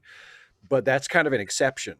There were, I mean, and the other Borg appearances that they used them for that were actually good episodes. For the most part, the Borg weren't portrayed as villains. They would have they would find one Borg, and sort of they would tell a story about, one Borg separated from the collective, and the Borg themselves weren't really the threat in the episode. And they kind of got around it that way. But, as villains, they had been neutered because they lost. Yeah, the unbeatable foe got beat. I don't. Yeah, I will take your word for it. But I've, me as a, as an audience, that's never sold me on a antagonist ever. I can't think of any examples. Well, I mean, I think normative says there's no stakes unless they sell the feeling that the heroes might lose. But you don't. I mean, that's a separate thing from the villain being or the antagonist being unbeatable. You know what I mean? Sure. Oh, absolutely. And you don't have to tell that story. I mean, you can have there are lots of different ways to tell a story, but like I said, I do think there are certain villains where that is an essential part of their appeal. Because there's nothing else. I mean, what else about them is appealing? I mean, if you say that's an essential part, then that's a problem. But I mean, because I go back to the just another guy thing. Like, yeah, there are things that are interesting about the Borg, apart from their unbeatability. Exactly. But then they're just they're species A, B, C, D. Like there's nothing. They're just another version of the Klingons at that point. They're just a hostile alien species with some interesting shit going on. Like what made the Borg special was that they were the ones that could not be beaten. They were the scary threat. They were the ones that if you saw that Borg cube show up and that music hit, and Picard turns around and goes, alert Starfleet command, we have engaged the Borg. You knew some shit's going to go down because they don't know how to beat these guys. The last time they ran into them, they barely even got away. Like just escaping was the victory, you know? Agatha Christie actually goes into that in her, I'm guessing it's her first Miss Marple short story collection. Mm-hmm. I think of it as the Tuesday Club murders. Because that's what they end up calling it, the Tuesday Club, and it's also published under a couple of other names. I don't know if I have it here because I think it's not one of the ones. The 13. Yeah. Oh, hey, gosh, I have it right here. The 13 Problems, mm-hmm. and also published as the Tuesday Club Murders. And so they start talking about unsolved mysteries, and that's actually the first line. And Jane's nephew Raymond is a mystery novelist, but he's more like Dashiell Hammett. He's the hard-boiled crime novelist. And so there's a group of them gathered to have, I guess, just getting together and having dinner and playing cards and such. And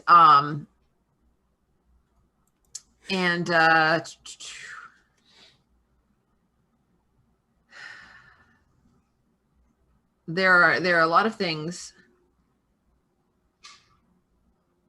The idea that there are a lot of crimes that the police don't solve, and what she says is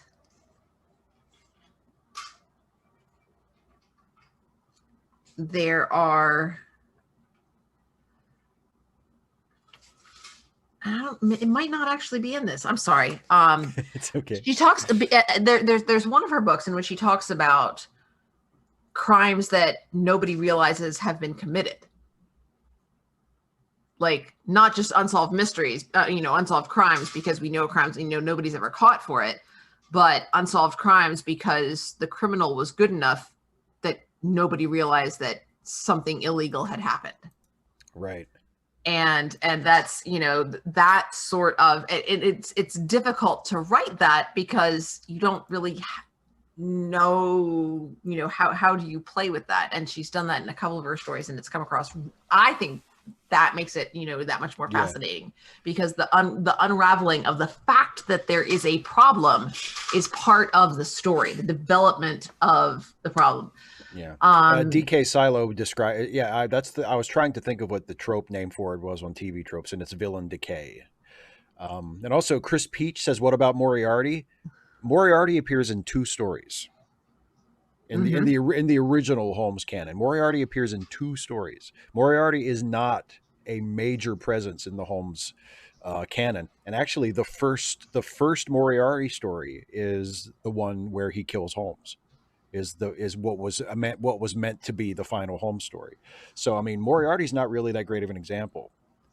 He's actually kind of an example of the kind of thing I'm talking about. Whereas when you create the unbeatable villain and then you beat him, that should be it. Yeah. So I mean, yeah, it's but and that comes, the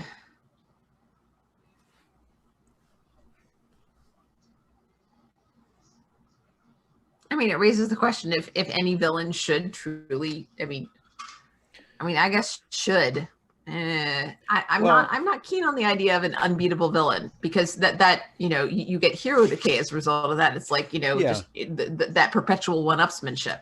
Well, I mean, a lot of these are too. I mean, these are things that are dictated by the format.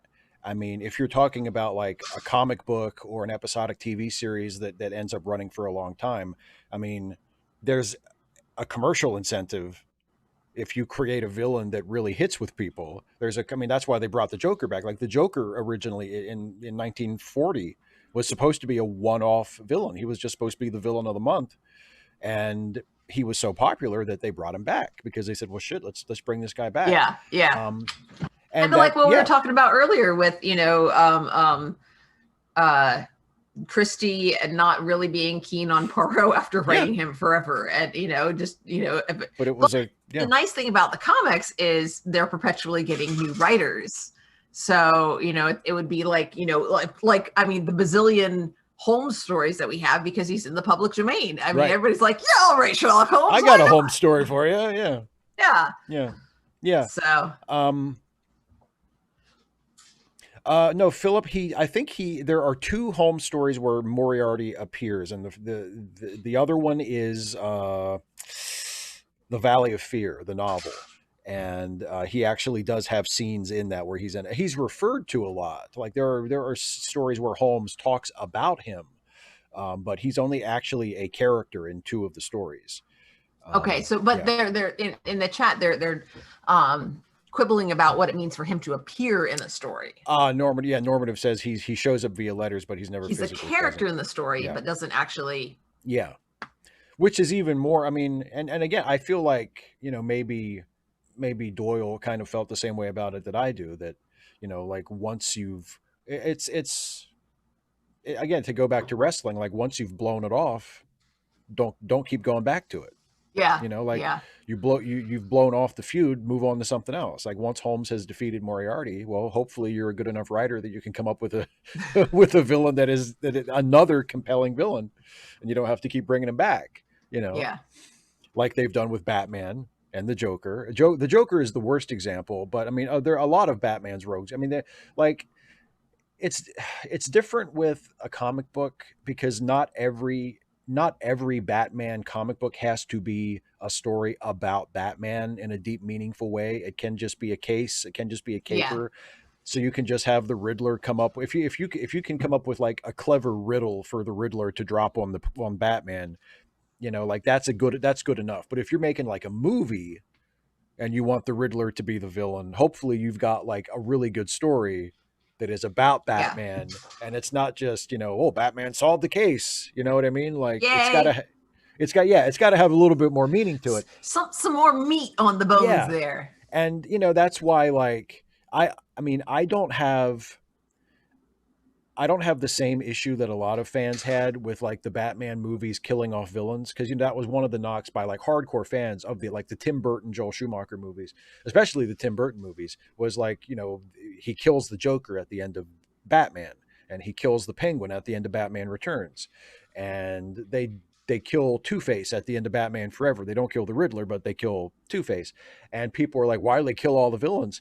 And I'm not like a huge fan of. I don't think Batman should be killing his villains. I think Batman should have a no Especially kill like rule. willy nilly like that. Yeah, I mean, it's just I after think another. I think Batman should have a no kill rule. I think that should be part of his morality. But I don't have a problem with either killing off the villains or at least permanently writing them off in some way, because it's a movie. It's not a Yeah. TV series. You're only going to use the Joker once. I mean, you don't need to keep him around Until the next iteration of Batman, yeah, and then you get to do it again. Until they it reboot it. Doesn't matter that you killed him. You Until just they do it reboot again. All over again. Yeah, and DK Silo also mentions about the Borg. Yeah, I mean, the thing that really killed the Borg in Star Trek was Voyager, because they became villains of the week. They became just another bunch of bad guys, and that all of their mystique was completely gone. Yeah. Well, I will point out that it is getting close to 8:00. You got some wrestling to watch? It is, yes. Actually, no, I don't have wrestling to watch tonight. This week it's going to be on Friday night instead of Wednesday night. But I do want to wrap up soon anyway, though. Okay. But is anybody at all curious what I thought of the new version of The Fugitive? Oh, yes. Somebody mentioned it actually earlier. Really? Yes, it did get brought up in the chat. Yeah, but I'll just... So tell us, what did you think of the new version of The Fugitive? It's like...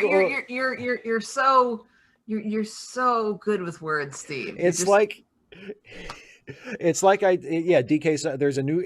There was a version on it. It was originally released on a Quibi, that streaming service that like vanished in a puff of smoke last year because nobody wanted it, and then a lot of the Quibi. There was apparently Mixon, but yeah, there was. Not no more. The Quibi, after Quibi went out of business, its original content, including this new version of The Fugitive, was bought by Roku, and now if you have a Roku TV and you have the Roku channel on it, you can watch it all on Roku. And that's how I watched it, and it's presented as a TV series with like sort of mini episodes. Like each of the episodes is between about 5 and 10 minutes long, and there are 14 of them altogether. So when you add it all up, it's like a movie. It's basically a movie just parsed out in little bits, right? That's not as annoying as it could have been. I mean, there are times when it's they should have called it like Nibbles. Yeah, exactly. Fugitive Nibbles. It's bite size. Well, not just, but I mean, didn't you say that was the thing with Quibi? That was their whole distribution model. What the heck is Quibi anyway? Just call it Nibbles. I know. It's supposed to. They call it Quibi. It's called, apparently Quibi comes from quick bites. Yeah, that doesn't work. Yeah, Nibbles is way better. Nibbles is way better. Give me money, people. Yeah, come on. But so this version or of The at Fugitive, least comments. Yeah. So this version of The Fugitive, it's a completely different, like it's not another version of the Richard Kimball story. It's a different guy and a different cop chasing him. Kiefer But Sutherland. The story is basically the same. I mean, Kiefer Sutherland plays the cop, and he's okay, but he's doing kind of a Tommy Lee Jones impression, even though he's playing a different character. Like he who's plays not from the same region of the country. No, it's weird. Like his backstory is that he's from New York, and the story takes place in L.A. So he's a cop in L.A. from New York. For some reason, he talks like he's from Texas. I have no idea why. Because he's doing a Tommy Lee Jones. Because he's doing a Tommy Lee Jones, exactly. And like when you and I were talking about it the other day, you know, the crime itself just doesn't have the same personal stakes for the innocent man that it has in the other versions of The Fugitive, and it really suffers because of that. I thought you were going to say the crime itself is the bad storytelling. The crime itself is the writing, yeah. Well, I mean, like there is, you know, they give the cop, the Kiefer Sutherland character, they give him a tragic backstory that his wife died. Oh gosh, I'm taking my ear. Tell him about it. His wife died during. Okay. His wife died during 9/11. Okay. And he's still, and the thing about it is, you guys, let's everybody remember his wife died during 9/11. 9/11 was 20 years ago. Now, I'm not saying that if you lost someone in 9/11 that you have to be over it by now, but okay. I'm just saying his tragic backstory happened 20 years ago. He's still not over it. I'm not saying you have to be over it in a certain period of time, but however. But in the show, they treat it like it just happened, or like it happened like a couple years ago, and he's still sort of working through it. It's been 20 years. And he talks about it, and these episodes are like 5 to 10 minutes long, and he talks about it every episode. Yeah, he mentions it a lot. Yeah, like, and I mean, if it was a movie, if it was shown like a movie, you'd be like, "What? Shut up about your fucking." It's like, it's like. We get it. They fridged your wife. Yes, that's terrible. That's terrible. It's bad storytelling. It's like if anybody's seen yes, it's unfortunate for you also, but it's also bad storytelling. If anybody's seen the Ben Stiller episode of Extras, where Ben Stiller is making a movie based on the true story of this guy who survived like an ethnic cleansing in Bosnia, and the real guy is like there on the set of the movie as like an advisor, and his wife was killed in the war, and he brings her up a lot, and there's a scene where he's the guy is telling another story about his dead wife, and Ben Stiller is having like a bad day on the set, and he just turns to the guy and goes, no, he goes, "Will you shut up about your dead fucking wife?" and everybody just like goes completely silent. They're like, oh, like I can't believe you just said that. And that's like how if you're watching this as like a movie from start to finish without the little episode breaks, like that's how you would feel about the Kiefer Sutherland character. Like, would you just shut up about your dead wife? We know, okay, we get it. Mixon, yes. And then we find out that she's actually behind it all. Nobody was ever found. And she's behind it all because, like, I don't know, she disapproved of, you know, the type of cornflakes he brought home from the grocery store. And by the way, Mixon, he doesn't torture people, but there is definitely a Jack Bauer vibe. I mean, that's one of the things that I thought works for this version a little bit, is that it does take place in a very compressed period of time. Like, the TV series obviously took place over many years. The movie seems like it takes place over a couple of weeks if you kind of try to figure out how, but this version takes place in like one afternoon. Like, it's really, really quick, which I think works, but yeah. DK Silo, I am familiar. I love TV tropes, but I was familiar with the term before then, just because I guess comics fandom. I think Gail Simone. Really I think Gail Simone. Yeah, Gail Simone. Yeah. And then of course it's Kyle Rayner, isn't it? Yeah, it's his girlfriend who was it happened, you know, while I was reading comics. So, you know, and more involved in comics fandom. Yeah. So, I mean, it was gosh, that was that back during the Goss times? I believe it was. or roughly. It might that Might have been a definitely little bit before then. Yeah. Oh, maybe it was. That's It right. might, Because well, Kyle, it yeah, might have Kyle happened a became, little bit yeah, before then, but then the discussion about yeah. it and sort of It was mid '90s. Yeah. Yeah. So Yeah. back in the day. Yeah, Oh baby. gosh. I mean, it just doesn't seem like it was that long ago. Yeah, I know. The trope namer is ancient. Oh, come on now. We're well, I guess. I mean, we're you and I are both older than the trope namer in this case, so significantly. Yeah. Oh boy, oh boy. Normative says, so you're saying 5-minute self-standing increments aren't an ideal format for serious narrative? No, I'm not necessarily saying that. It could be, but not this one. Not in this case. Not in this case. The other thing is, I might make a video about this, which is because I mean, I've seen multiple versions of The Fugitive. There was also a Fugitive TV series on CBS in the '90s. Either or maybe the early 2000s, that again was like another version of like the Richard Kimball story, that only ran for a season and wasn't terribly heralded or anything. But I've noticed that all of these subsequent versions of the story, including this one, they try to make the story more complex. Like the circumstances of the initial crime and the framing of Dr. Kimball, like they're like every new take tries to make it more complicated. And it occurs to me that, in a few years, inevitably, when somebody tries to do another version of The Fugitive, maybe the thing to do is to strip it down and just make it simple again. Because like the death of Kimball's wife in the original version, like it was just a wrong place, wrong time type of thing. There wasn't like a conspiracy against him. It was a guy broke into his house and killed his wife, and the cops thought he did it. There wasn't some kind of plot. He wasn't framed. He was just wrongly convicted. And then that element of there being some kind of a plot against him was introduced in the movie, and it works good in the movie. And it's like I told you earlier. I mean, it's one of my favorite movies. It's the Tommy Lee Jones Harrison Ford Fugitive is a great movie. It's wonderful. It's wonderful. It's one of my favorite structures is the really good chase story where the MacGuffin is the main character. It's great, and that's a great way to put it. Yeah, the MacGuffin is the main character, and somebody mentioned earlier the ending of it. It's one of my favorite movie endings ever when they're in the cop car by themselves, Gerard and Kimball finally, and he takes the handcuffs off of him and gives him like a little ice pack for his head, and they do the callback to the scene in the tunnel, when he says, I didn't kill my wife. I don't care. I don't care. And Kimball says, I thought you didn't care. And Gerard says, I don't. And then he kind of softens and says, don't tell anybody. Okay. And then they drive away. And it's like, it's such a great ending. It's such a great ending. But like, it seems like they keep trying to up the stakes in terms of the complexity of the crime. And like, well, it brings it back to Batman. It wasn't me. It was the one. No, sorry. That's The Mask. But it's Jim Carrey. Yeah. It wasn't me. It was the one-armed man. Yeah, exactly. So. Yeah. Yeah.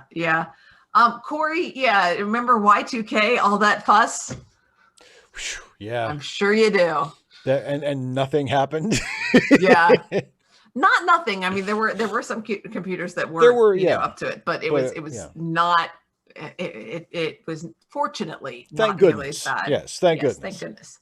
And then another that The Fugitive and The Net, my two favorite chase movies. I mean, they're so good because I mean, and you have to come up with a good reason. But that's when there's a good chase movie where the protagonist is the MacGuffin. Yeah. And especially when it's somebody who is otherwise ordinary, and I love that. Yeah. So well, and that's what I love about Nowhere Man, because Nowhere Man is the same thing. And I love that description. The main character is the MacGuffin. I mean, in Nowhere Man technically there is a MacGuffin, but it's very closely. It's like it's intertwined with the main character. Like maybe after we get done with, or maybe it won't be when I get tired of DS9. Maybe it's when you're like, Dina, you need to watch Nowhere Man. Let's just forget this Deep Space Nine show and just watch Nowhere Man. But I can't believe. Of course, I guess back when we were together, I don't think I had it on DVD. But I was going to say, if I had copies of the episodes, I surely would have forced you to watch it back in the day. Yeah. Minority Report, Enemy of the State, both of them. Great. Great. Lots of character on the run type stories are Minority Report. Yeah, Minority Report is a great movie. I've told you that I use that, or I used to use that with Julius Caesar. Yeah.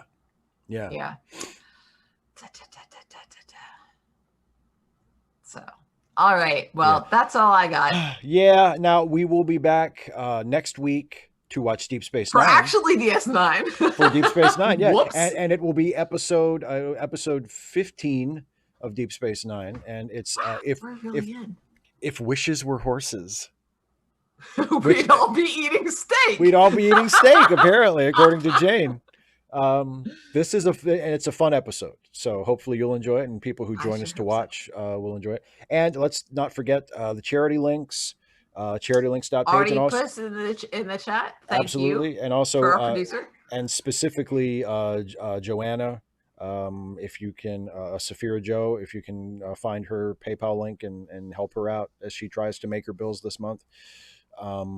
We would all really appreciate it. Next Wednesday, we'll be back with the next Trek Reluctantly. We'll be watching Deep Space Nine, If Wishes Were Horses. This Friday, I will be doing Ask Away.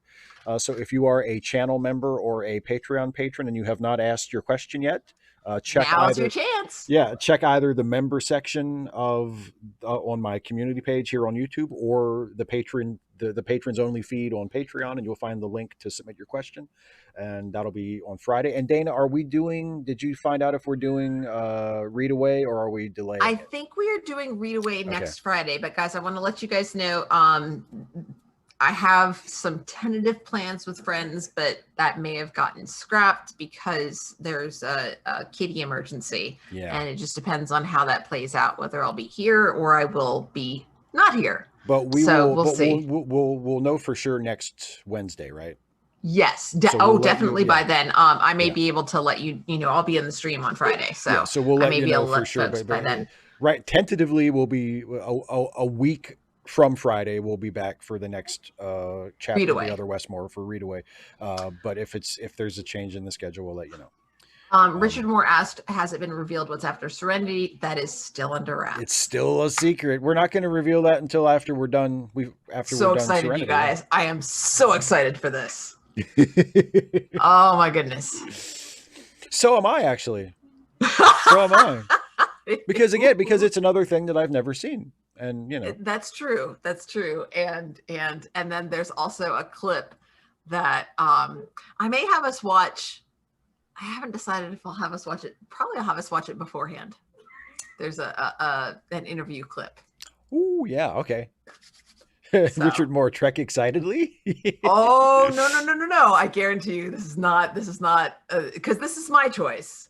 And there's no Trek that I'm really excited about, and this is very, very definitely not Trek. It will become very, very apparent. It's not. It's definitely not. But yeah. So we'll be. Yeah. Good. I'm trying to think of any similarities with Trek. There are people. There are people in it. There are characters. All I can come up with. It is a linear narrative centered on characters. I can't come up with anything else. Oh my gosh! I'll have to think on that for next week. But you did at least narrow it down a little bit. It's a movie. There you go. It's a movie. And it's not Trek. It's not a Star Trek movie or anything like a Star Trek movie. It's not in space. That would be a similarity. It's not space. It's not that's another similarity. It's not animated. It's not. Yes, it's live action. There we go. It is not Paranoia Agent. I'm not telling you about titles. I'm not, I will say it's not animated. It's not in space. You're giving nothing away. Other than that. All right, everybody. Well, thanks, folks. Yeah. Leave comments for me on my channel somewhere. Yes. Go to Dana's YouTube channel, youtube.com/DanaColeDares. Just say things. Just leave comments. Say things, please. People wear clothes, but not pajamas. Oh, no, not like Star Trek. Not like Star Trek clothes. No. They don't wear pajamas. I'm stopping here. I'm stopping. Yes, you need to stop there. All right, everybody. Thanks for watching. I'll see you on Friday, and the two of us will see you next Wednesday for Deep Space Nine. Thanks for watching, everybody. Take care. Bye.